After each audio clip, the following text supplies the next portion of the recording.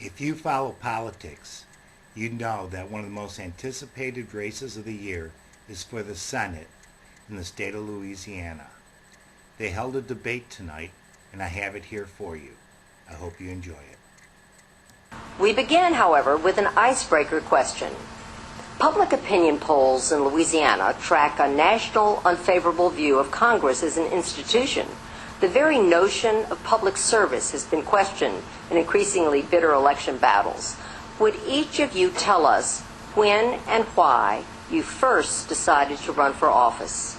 We begin with Congressman Cassidy. It was in 2005, Katrina hit Louisiana, and there was a sense that our leadership had failed. There was a whole city that was unable to evacuate out of a Category 4 storm at first. And then, as it turns out, leadership after the storm failed, and then later on it turns out perhaps levees had failed because of lack of leadership. I think many of us in Louisiana at that point chose to step forward. I've spent my life in service. For the last 25 years, I've worked in a public hospital for the uninsured, teaching young doctors, medical students, and residents how to be better doctors, but along the way, teaching others, treating the uninsured patient. After Katrina, I led a volunteer group of 300 people to stand up a surge hospital within 3 days to welcome those folks who were fleeing the floodwaters in New Orleans. I think that formative experience at that time of my life led me to begin to run for public office. I consider it a continuation of the life of service I've done as a doctor working in a hospital for the uninsured. Thank you. Colonel. It was in late 2012, after I'd been out of the military for about a year, after retiring for 32 years. And I saw that my country may be on a policy pathway that would lead us to an America that my grandson wouldn't recognize. I wore the uniform of this country for 32 years. I fought terrorists over the skies of Iraq and Afghanistan. I did that because I love America. I love freedom. And I revere our Constitution. America is the last great hope on earth. And this election, to me, is not about power. It's about restoring our country. And I believe that Louisianans deserve to vote for a conservative this November. As Mark Levin said last night, I am the conservative in this race. That's why he endorsed me, and that's why I'm running. Thank you. Senator. Beth and Barry, thank you so much, and LP&B for having us all tonight. Let me just say that it wasn't until after college that I thought about running for public office. Of course, I come from a family that served for many years, and I think honorably and well in this state. Now, I'm the eldest. We had 5 girls and 4 boys. My mom stayed home and raised us for 30 years. I sort of looked at the two, mom and dad, and said, I think maybe I'll go into public office. So after college, some friends encouraged me. I ran for the legislature, didn't have much of a shot to win, and won, and then just continued to take one step in front of the other. I'm very interested that one of my opponents, Congressman Cassidy, said after Katrina, because in 6 years in Washington, he voted against disaster aid for Isaac when it hit his own district.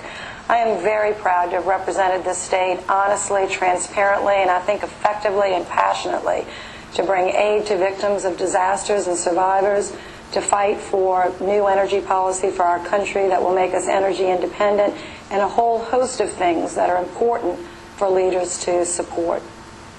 Thank you all very much. And now we're going to turn things over to our panel of journalists. And the first question will come from LPB's Shauna Sanford, which will be posed first to Colonel Maness. Thank you so much, and thank you, candidates. Our first question is about Medicare. We received lots of questions about this topic.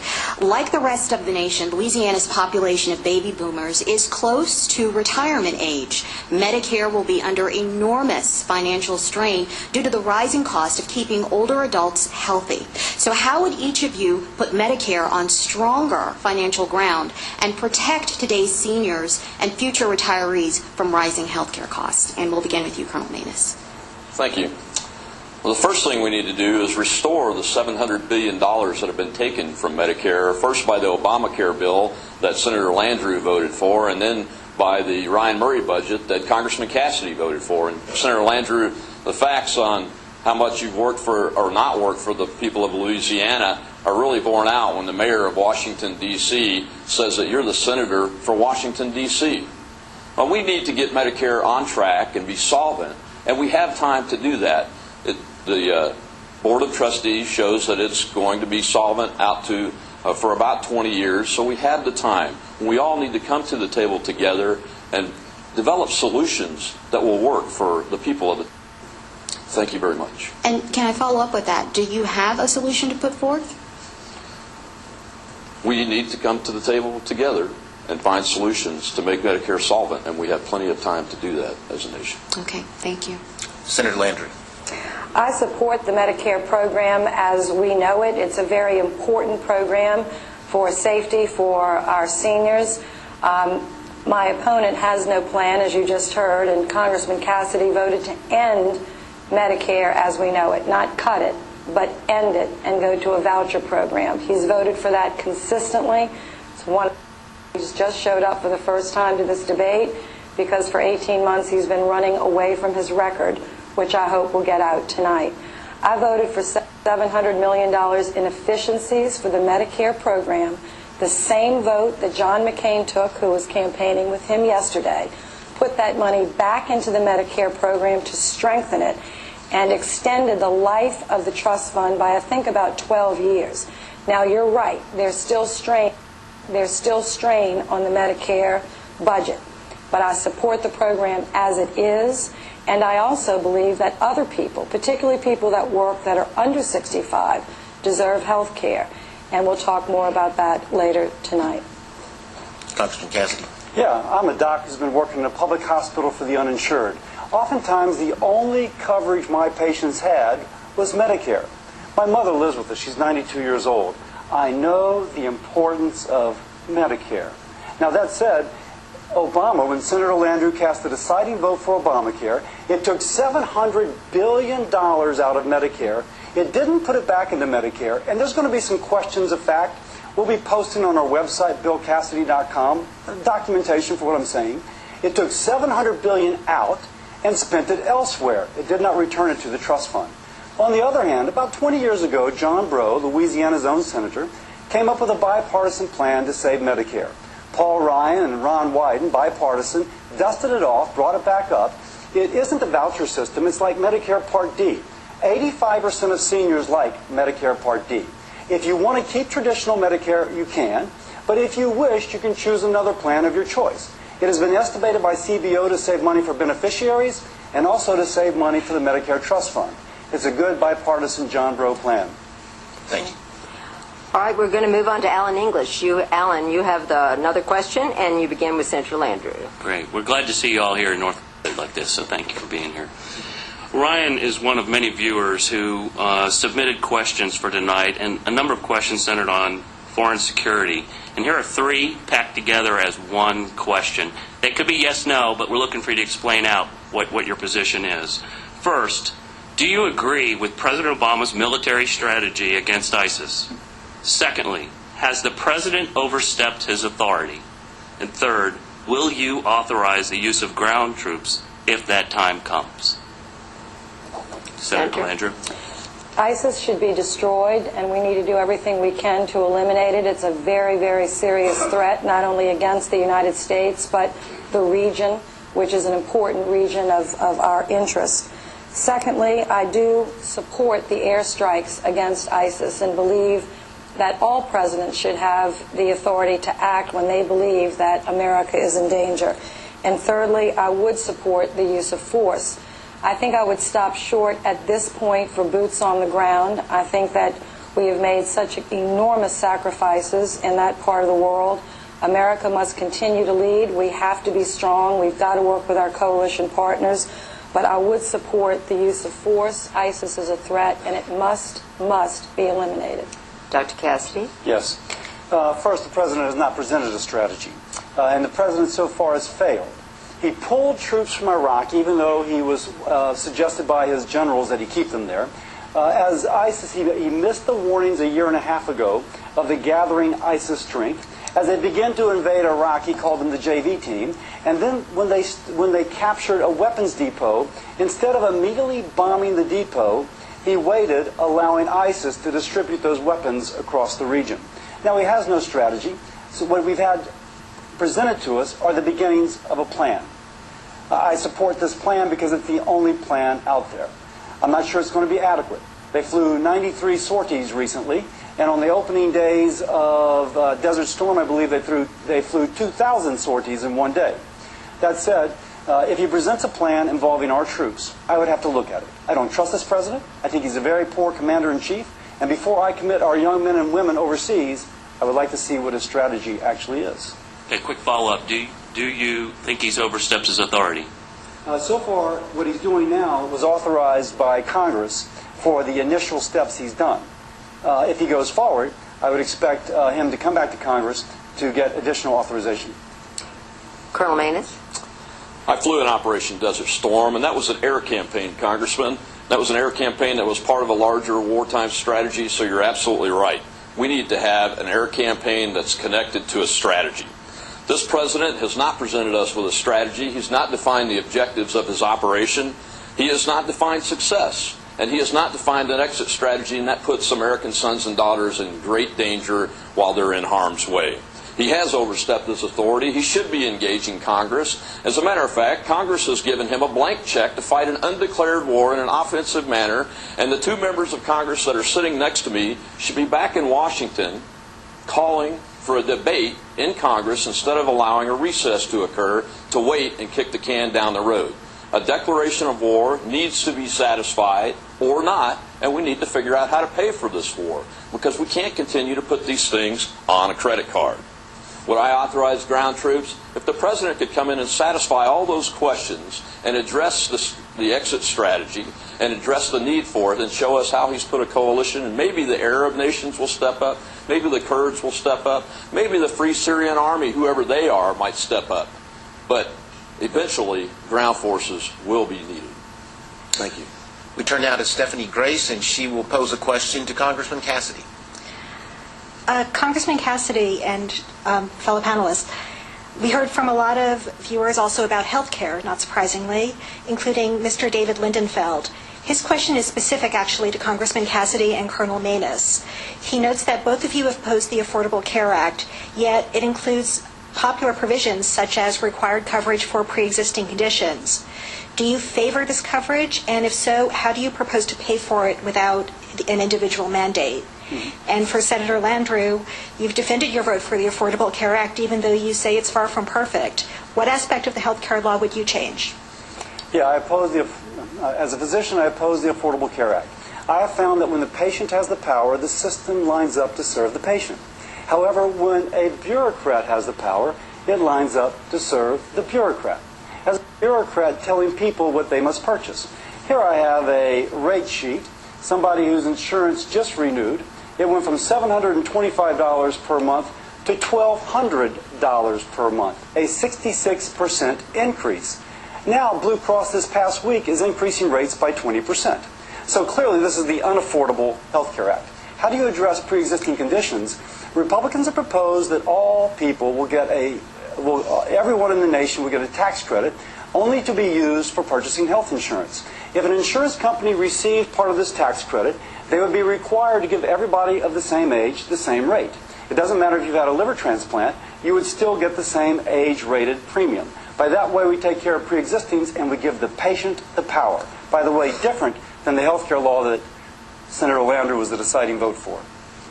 Colonel Maness. I've said it before and I'll say it again.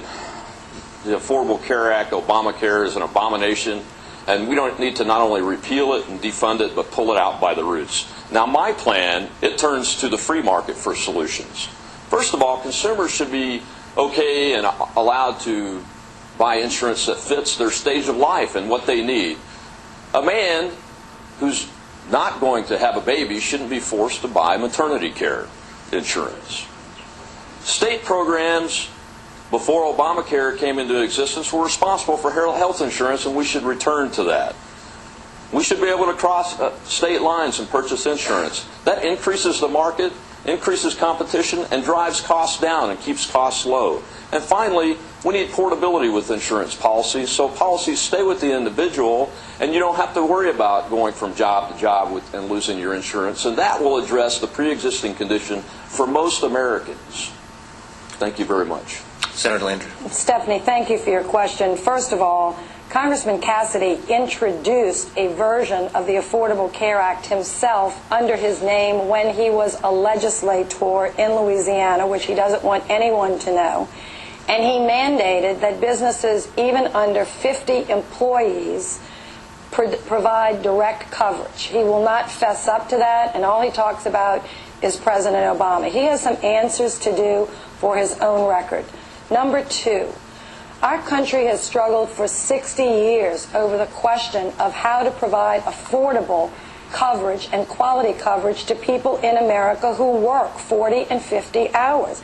It is unjust, unfair, and wildly expensive for our nation to have to treat people in emergency rooms when it costs everybody so much more money because we can't figure this out. The Affordable Care Act is not perfect. It needs to be fixed two ways. A copper plan could help make it a little bit more affordable, raise the subsidy for, raise the additional subsidies, and then also allow insurance agents to sell. So there are ways to fix it. Not perfect, but we have to keep it and not, under any circumstance, repeal it. Thanks. Out of time. Jeremy offered your question for Colonel Maness. Let's turn our attention to campaign finance for a moment. Talk about the money that fuels politics. There are third-party groups, these independent groups, most notably super PACs, that are allowed to raise unlimited amounts of money to influence elections.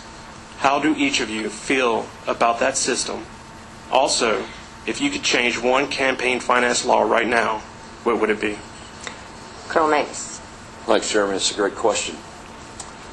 Politics, from what I've learned in my short time in the business here, is a racket, for sure. There's too much money involved.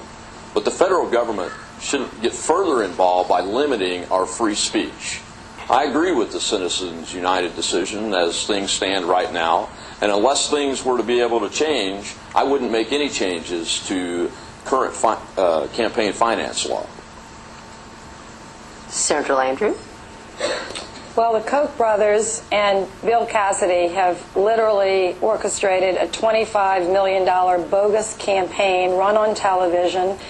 This is the first debate that he has agreed to show up. Maybe he's running away from his record and wants to just use the power of unlimited, undisclosed, bogus television ads to sneak his way to the United States Senate. I would overturn Citizens United. Corporations are not people. They should not be given unlimited rights to speech. The richer you are, the louder you get to speak. Our democracy is based on one man, one vote, one woman, one vote, and the power belongs to the people. That the rich have the power, but all power equally. This really distorts our democracy. You can see it playing out in this exact race in Louisiana. I want to run on my record of 18 years. I'm proud of my record. It's hard to get your voice over those bogus ads, and something needs to change. Congressman Cassidy. Boy, it's kind of ironic. If anyone noticed, they were outspending our campaign, their side, about 5-1 before Labor Day. And obviously, let's just be honest. Mayor Mike Bloomberg, who's all about gun control, put about $50 million into Harry Reid's PAC, who has been attacking us. If you notice, it was 5 commercials to 1 before Labor Day and 3 to 1 after Labor Day. That was Senator Reid. You didn't know that because he had something like Patriot Majority or something such as that. They're doing whatever they can to get Senator Landrieu reelected because Mayor Bloomberg likes her because she agrees to restrictions upon your Second Amendment rights. Now, the NRA has third-party money coming from me, but at least you know who they are. They're the NRA. They're supporting the guy who has the NRA endorsement, not the person who has Mayor Bloomberg's endorsement. Now, I would like transparency. When Harry Reid pays for an ad, instead of hiding behind some patriotic sounding, Tea Party sounding name, put, hey, this is Harry Reid. I'm supporting Senator Mary Landrieu. She was the deciding vote for Obamacare. I need her back. That would be the kind of change I would like. Can we put that in law? Well, that was an interesting one there. Moving on to Shauna Sanford, and this will go to Senator Landrieu. Thank you very much. Well, pay equity is another important issue that has the attention of our viewers. Pay equity. A lot has been written lately about rising economic inequality here in the United States. The richest 1% now own more wealth than the bottom 90%. Now, this is a three-part question for you. Are you concerned about this, the 1% versus the 90%? Would raising the minimum wage help the working poor, of which so many here in Louisiana belong to that category? If not, what policies should Congress adopt to address gender and pay inequality in general? Senator Landrieu, we begin with you. Yes, I'm very concerned about the inequity in the population of the United States, and we all should be, because this country is founded on a strong middle class, and we've really got to think carefully about how to grow this middle class. As president, as chair of the Energy Committee, and as a leader in many areas, I'm looking forward to using my clout to help build a stronger middle class. I support pay equity. My opponents do not. I support paying women the same amount of money for equal work. I support raising the minimum wage. My opponents do not. There are so many women that children depend on their salaries as well as their love and support. They depend on the money they bring home for their well-being. I think it's really almost criminal that my opponents will not support the increase in the minimum wage. I support pay equity. Women are still making about 67 cents on the dollar. For African American women, it's even lower. These are things that we can do now to help strengthen the middle class, close that equity gap. Congressman Cassidy. Yeah, of course. Under this president, income inequality has increased. If you own stock with this president, you've made a lot of money. If you are in the lowest fifth of wage earners, you've lost. Under Obamacare, it's very clearly established that low-income workers, the bottom fifth, if you will, have had their hours reduced from 40 to 30 or even laid off as employers have worked to avoid the penalties of Obamacare. In Lincoln Parish, the school board recently took 400 lower-wage custodial and food service workers and converted them from full-time to part-time, explicitly because the school board did not have the tax base to pay the penalties of Obamacare. Now, if we want to do something about income inequality, we should repeal Obamacare and restore full employment. What laws can we pass? Right now, the best way to increase wages for those that are less wealthy is through using America's natural resources like oil and gas. We need to get out of the way, use our energy resources, create these good-paying energy jobs. Colonel Maness. Well, first of all, there these guys go again. You know, that last question, they're both complaining about the corporate dollars in their campaign war chest, and I'm supported by 41,000 individual donors. And that's the incumbent protection racket that I was talking about. But pay equity. I'm proud to have served with women in the United States Air Force for 30-plus years that got equal pay to me, and I absolutely support equal pay for women and equal pay for equal work. But that's not the issue here. The issue is we have a law on the books that needs to Equal Pay Act needs to be enforced. I'm not for a national minimum wage raise, but I've stated before that I believe that should be at the state level, and elected leaders at the state and the voters at the state should be able to experiment with setting a minimum wage under their conditions, and that could help the working poor in this state. Thank you. I'd like to follow up. Congressman Cassidy, you're on record as voting against the Lilly Ledbetter and the Paycheck Fairness Act. Why? Since you say you believe in pay equity. Yes. The 1963 pay equity bill, I think it is, and the 1964 Civil Rights Act already outlaws discrimination between gender and race on how you pay somebody. The Lilly Ledbetter Act is actually a trial attorney bailout bill. If you will, a small businesswoman who bought her business from another can be sued decades later for things that allegedly occurred under a previous owner. That is wrong. It is wrong for that owner, and I oppose that bill.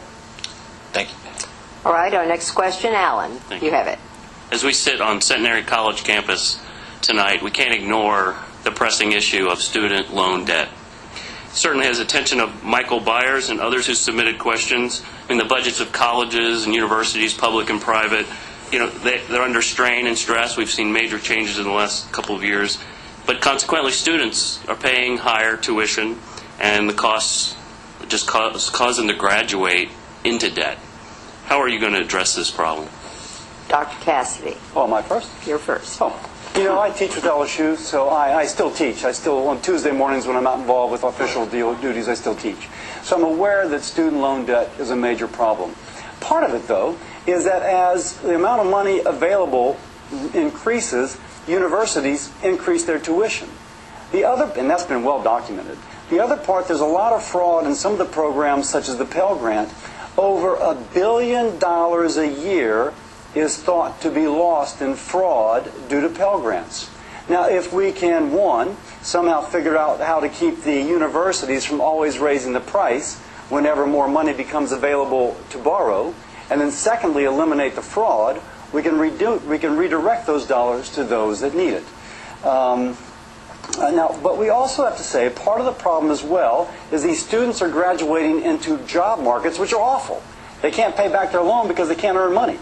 We need a better economy than the Obama and the Obamacare economy. Senator Landrieu, when she voted for Obamacare, a central vote, in a sense put a wet blanket over that economy. If we repeal that, they'll have more job opportunity. You're out of time. Colonel Maness. Unemployment rates for college graduates are sky high. And the only solution to the debt problem for college loans really is twofold. Create the jobs. We need to pull Obamacare out by the roots. It's destroying jobs in our state. I've talked to business owners in every parish, all 64 parishes in our state the last 18 months. And the small business owners that have less than 100 employees all tell me the same story. They're struggling to meet the requirements of Obamacare. They're struggling to create more jobs that they need to create, or they're struggling to redefine full-time job employees down to part-time job employees, and that's a disaster. Our college graduates need jobs that they can graduate from college and go into those jobs that are sustainable, long-term jobs. Like if we unleash our energy sector, we would be creating those jobs, not just in certain parts of the state, but all over the state.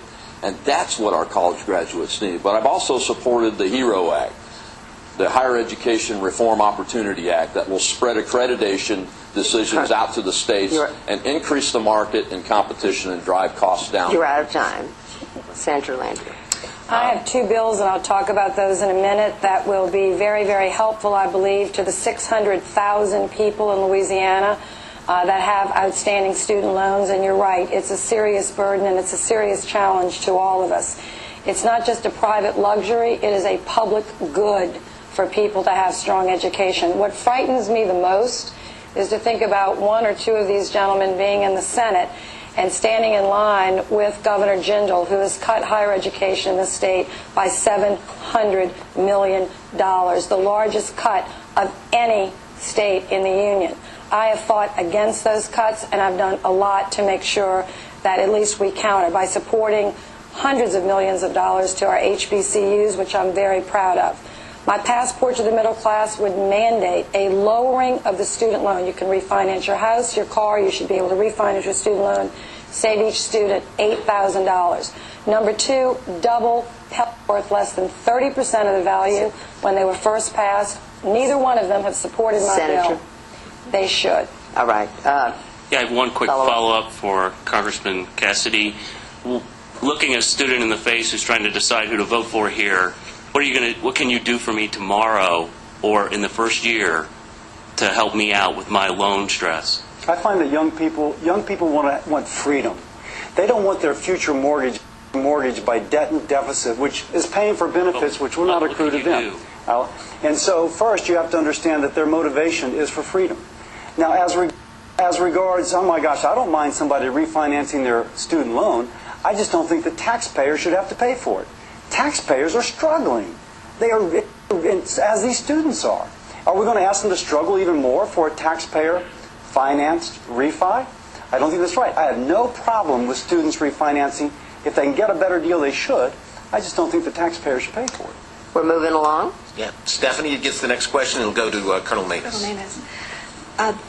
As we all know, Common Core has become a controversial issue in Louisiana and all around the country. Our state superintendent of education is an ardent supporter of the state-developed standards. Our governor contends that the initiative represents federal overreach.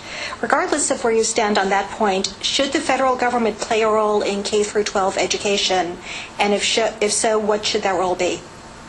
Colonel Maness. Thank you, Stephanie. The Constitution has no role for education in K through 12 for the federal government.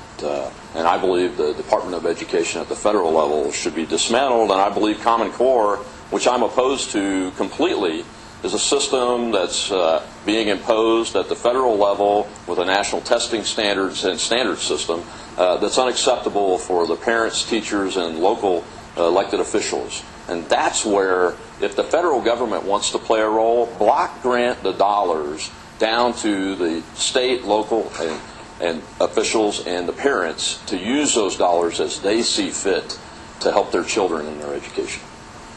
Senator Landrieu.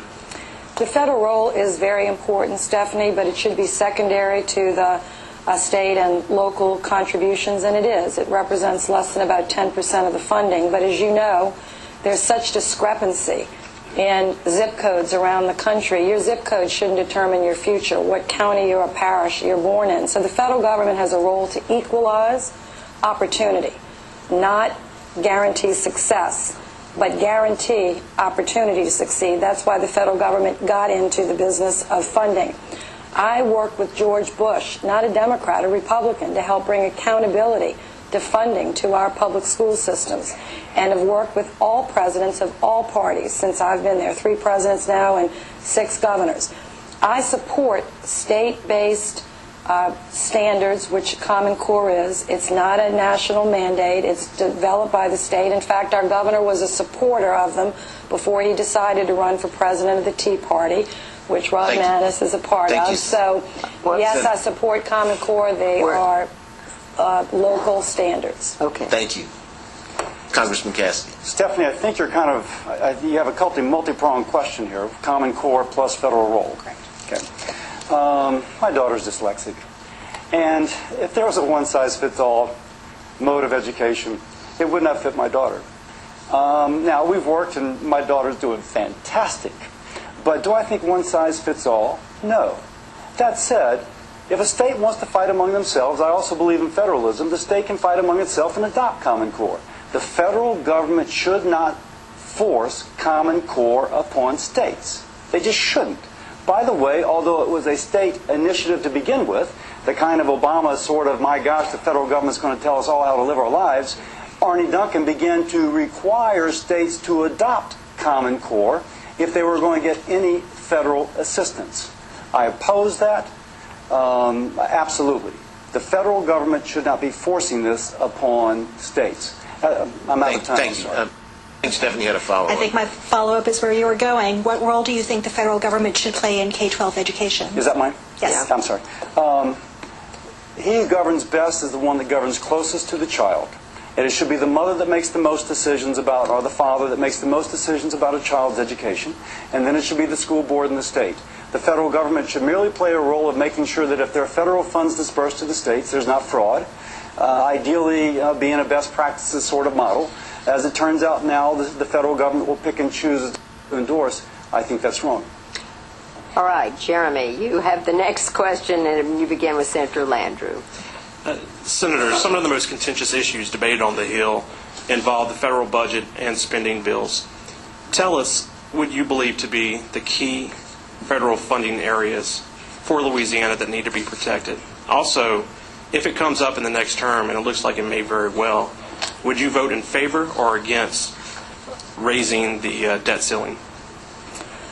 First of all, disaster funding is very important, and I've been the leader of disaster funding in the Congress, both for our recovery here on the Gulf Coast and for help with Sandy as well and other disasters around the country. My opponent, Congressman Cassidy, voted against funding for his own district when Isaac hit. He sided with the Republican Party and the Republican Study Committee budget, which said, sorry, we can't afford disaster aid for Isaac. We can afford no offsets for people that make over $1 million, but not for disaster aid. So I fight hard for this state that is in the bullseye of disasters, and it affects South, Middle, and North. I also think that revenue sharing is an important thing to fight for. I have secured it as a junior member of the Energy Committee. I'm now chair of the Energy Committee. That funding must be protected. We need to save our coast. We need to build energy jobs. And that's what's at stake in this election. Thank you. Thank you, Senator. Would you also vote in favor or against raising the debt ceiling? I voted for America to pay its bills. My opponent did not. He also voted to shut the government down. I did not. That's a big difference in our records. Thank you. Dr. Cassidy. Yeah, let's set the record straight. I voted for Hurricane Sandy funding. What I didn't vote for about $30 billion. What I didn't vote for was what was added on top of that, which was not related to Hurricane Sandy funding. By the way, Governor Cuomo used that money to run radio ads enticing businesses from other states to move to New York. That's not quite the best use of taxpayer dollars from Louisiana. And the disaster relief she speaks of, I think, was not mentioned in that disaster relief bill. That said, as we're going to speak about revenue sharing, that was actually Pete Domici's bill, and which Bobby Jindal worked on the House side. I've also think carefully about that. I actually passed a bill in the House of Representatives that would almost double what Louisiana would receive from revenue sharing. It was bipartisan from drilling on the Outer Continental Shelf. Bipartisan, went to the Senate, was not even considered. Senator Landrieu's bill, she didn't bring up either. Harry Reid and the administration both said they were against it. It never came to vote.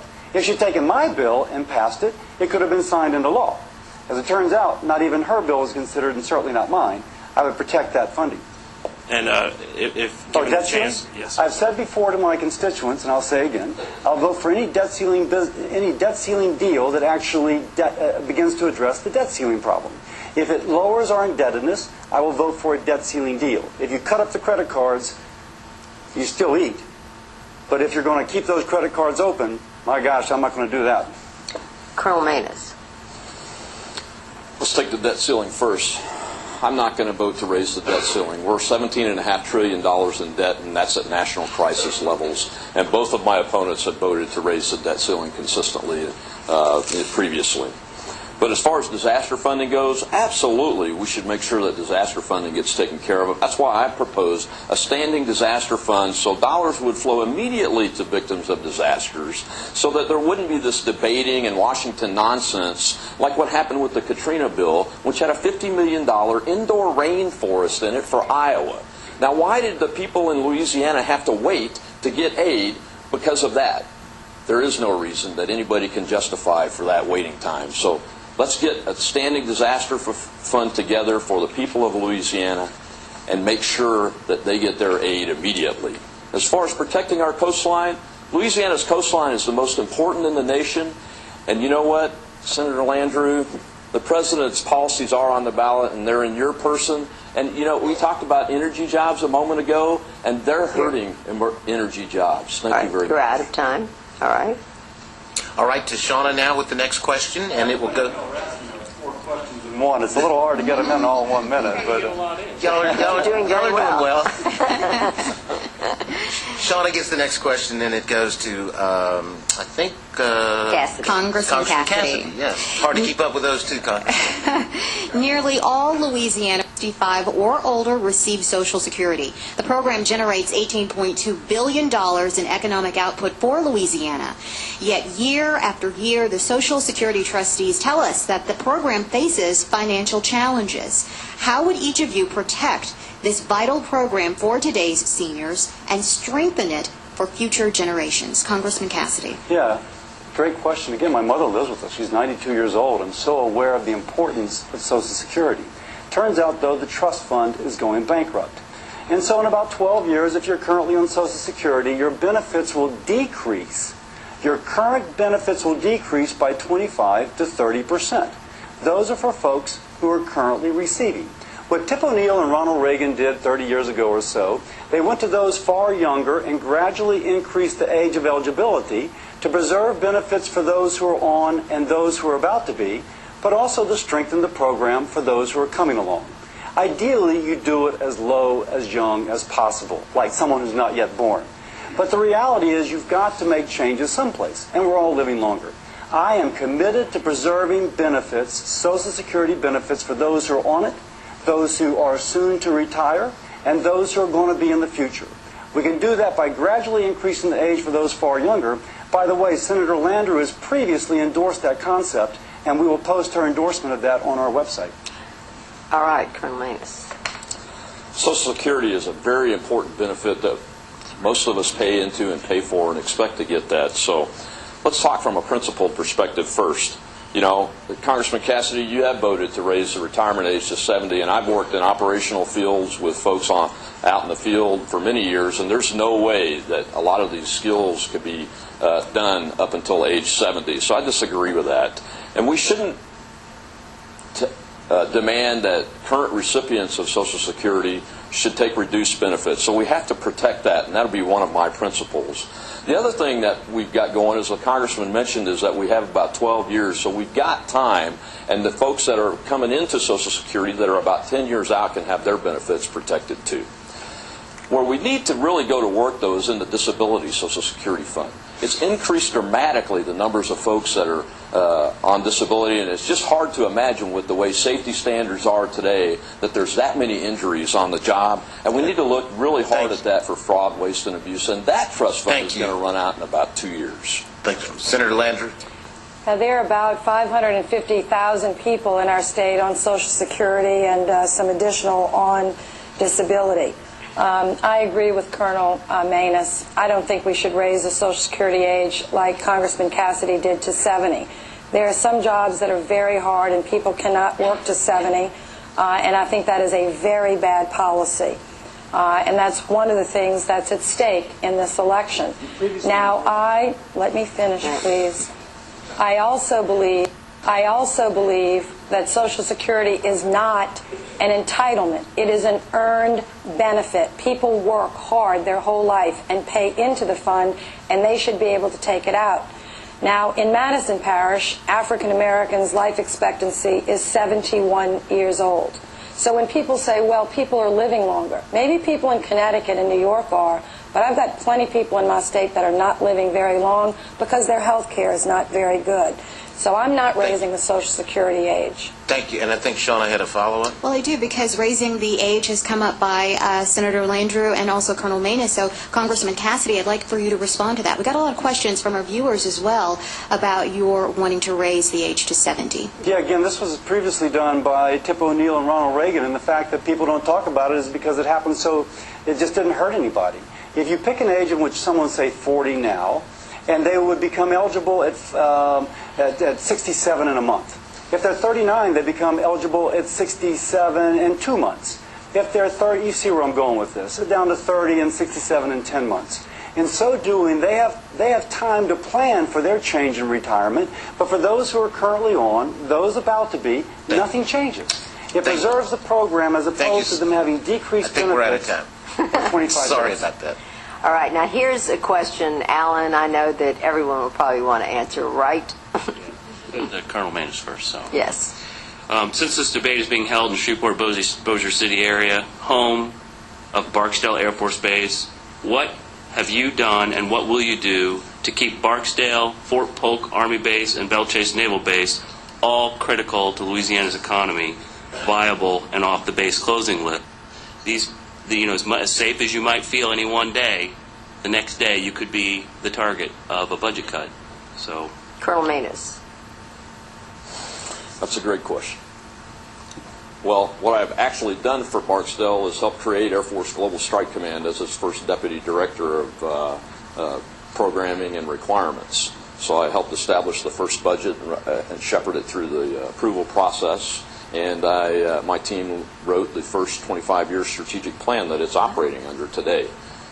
But I've actually done that work on the ground in another state as a wing commander and installation commander in the Air Force, and worked with congressional delegations and local governments and local committees to keep a base viable so that its missions are appropriate to the national security of the United States. And that's the key. We have to constantly be working with all of the communities in the base and all of the bases and the Department of Defense to ensure that there are viable missions assigned to the base. And it's a continuous process that requires a lot of hard work and coordination between not just the Department of Defense and the service departments, but all of the local governments and local community leaders that aren't in government that want to stand for keeping their bases viable.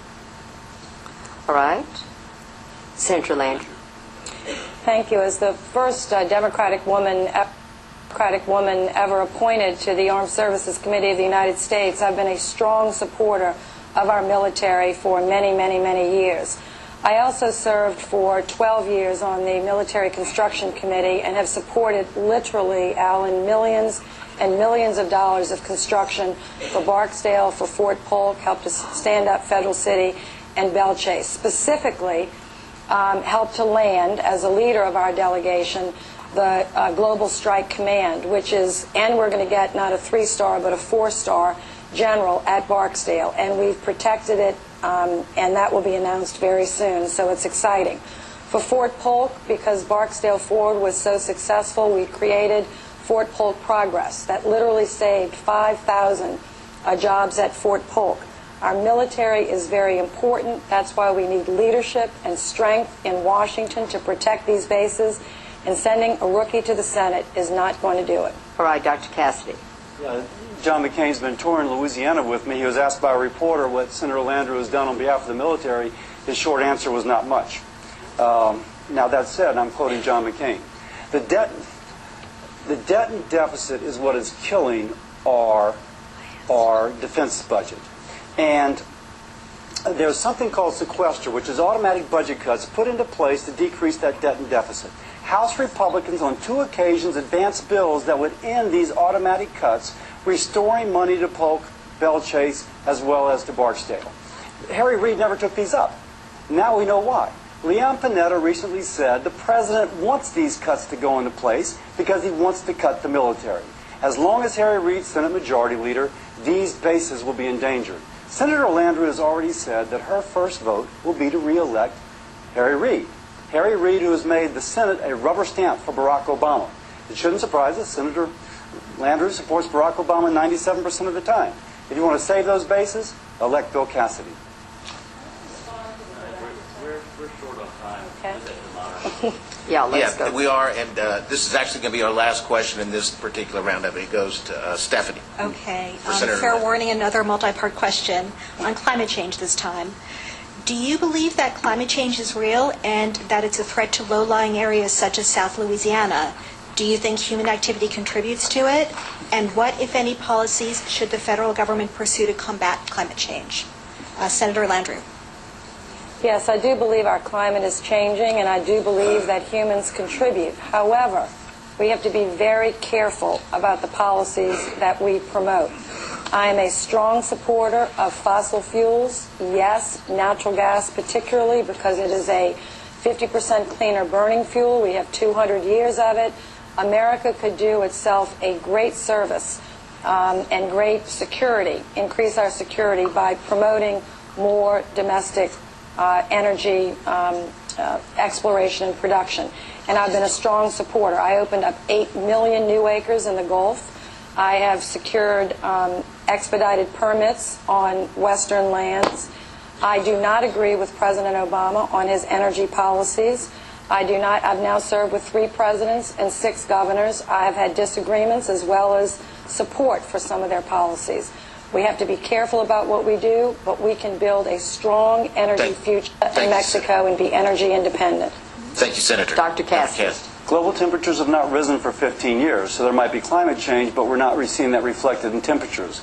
We are losing our coastline, but that is relative sea level rise. If you compare, that's related to our levees on our river taking needed sediment from restoring our coast, as well as other factors that cause the land to sink as much as water rising. For example, in Florida, they've hardly seen any rising of the water relative to the beach. We've had far more. So really, if you want to preserve our coastline, I'm not sure that climate change is the issue as much as it is getting that sediment out of the Mississippi River, putting it out into the marshes where it can rebuild. That is what is important. As regards Senator Landrieu's support for the energy industry, I'll point out that her first vote is for Senator Harry Reid. Senator Harry Reid will never allow a pro-oil and gas jobs bill to come to the floor of the Senate. And she's already said that would be her first vote. All right. Colonel Maness.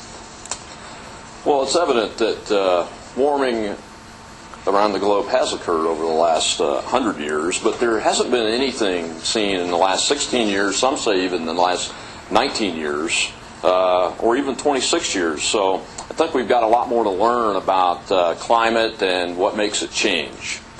I know the President and Senator Landrieu's policy is that we need urgent action on climate change, but if we don't really know how the climate changes and we're not seeing any warming, I think that leaves that in doubt. And there are much more urgent priorities like eliminating ISIS, energy independence that both of my opponents spoke about, and getting our stagnant economy going again so our college graduates actually have long-term, sustainable, well-paying jobs to go to pay off those student loans. Thank you very much. All right, we have time for just a few yes and no lightning round questions, one-word answers, and we have a lot of them. We're only going to give you 3. So, and we're going to begin with you, Dr. Cassidy. Are you in favor of legalizing marijuana for medicinal purposes? Yes or no? Medicinal purposes? Yes, medicinal purposes. What'd you say? Yes. Maness. No. Landrieu. No. Is health care a fundamental right?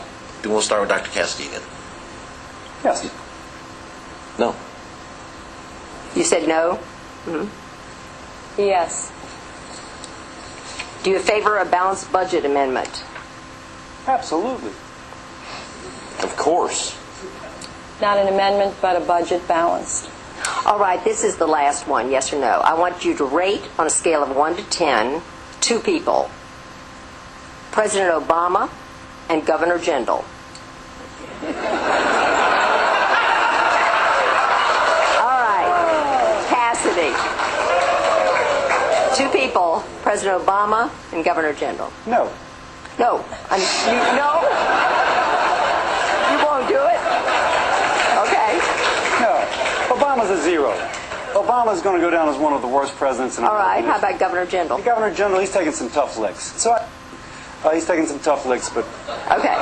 Maness. 0 and 5. And he has taken some hits. All right. And Senator. I would give Governor Jindal barely a 3. I've worked now with 6 governors. Okay, short. 3. And then I would give President Obama a 6 to 7. I think he's had some really tough issues to deal with. All right. Thank you very much. It's time for us to move now to closing statements, and as we did before, that we did a drawing and selected the order, and we'll start with Senator Landrieu, but we're down, because we're short of time, only a minute and a half for this closing statement because of timing. But a closing statement from each candidate, and starting with Senator Landrieu. Well, first of all, I want to thank LPB and the Coalition for Better Louisiana for hosting this tonight and for being back at Centenary. I have had the pleasure to represent the state, enjoy for 18 years in the United States Senate. And while President Obama is not on the ballot, the future of Louisiana is. And electing a senator that can get the job done when it comes to energy, building a middle class in our country and in Louisiana, supporting more domestic production, supporting the Keystone Pipeline, supporting the change in the Middle Pipeline that kept 25,000 plus people with natural gas, using my influence and my clout, which is really the people's clout in Louisiana. I think fighting hard for our state when it comes to disasters, disaster relief, both loan forgiveness, supporting our universities, and bringing billions of dollars to this state when it was necessary. I also believe supporting our seniors, not raising the retirement age to 70, keeping Medicare as we know it, supporting health care for people that work, and let's not repeal the law, let's improve it. I have some suggestions to do so. Finally, coastal restoration. Whatever we do in Louisiana won't be worth anything if we can't save our coast. The revenue sharing bill that I've passed, the sustainability efforts on our coast are paying off. Let's keep going. I ask for your vote. Congressman Cassidy. In Louisiana tonight, there will be a woman who will lie awake, unable to sleep. She's not sure their family can pay their bills. She's seen her gasoline, her groceries, her utilities, all those bills going up, and now a 20% increase in her health care premium due to the Unaffordable Care Act. This is not despite President Obama's agenda. It is because of that agenda, an agenda that Senator Landrieu supports 97% of the time. She represents Barack Obama. I represent you. For 25 years, I've worked in a hospital for the uninsured, caring for families who had nothing, or at least very little. I've set up vaccination programs to vaccinate children at school, 36,000 against hepatitis B, at the school, so the mom didn't have to miss work, nor the child miss school at no cost to the child or to the school system. I have been serving families like that for 25 years. When you walk into the voting booth, November the 4th, think about that family. It might be yours. Yours. Do you want Senator Landrieu to complete Barack Obama's agenda? If so, vote for her. If you want someone who's going to push to repeal and replace Obamacare, who's going to push for an energy policy to create better jobs and better benefits so that family has better wages, if you want someone who wants Washington to serve you instead of you serving Washington, D.C., then vote Bill Cassidy. Thank you. Thank you. Colonel Maness. I'd like to thank the Coalition and Louisiana Public Broadcasting and Centenary College for hosting this event tonight and the opportunity to participate. I've never run for office before, so many Louisianans don't know me. I'm the son of a hard-boiled Air Force Master Sergeant. At 17, I enlisted myself. I rose through the ranks, went to night school, and became an officer and an aviator. I fought America's enemies in the skies over Iraq and Afghanistan. I've chased terrorists on secret missions in countries I can't name. I've commanded America's finest young men and women in life and death situations. And our country honored me with a Bronze Star for leadership. But our future is in danger from poor leadership by career politicians. If our leaders could anchor themselves more to the people they serve and be more devoted to our Constitution, we could put America back on track. Instead of decline, we could claim an American Renaissance and a new century of greatness. My belief that America is our last best hope sustained me throughout my years of service. And I believe that our best days can still be ahead of us if our people will just rise up and make their voices heard. I'm offering my service and asking for your vote to create a government that's once again worthy of the American people. I love you. I love God. God bless Louisiana and these United States, and thank you very much. Well, thank you all for participating, and thank you, panelists. Thank you, audience.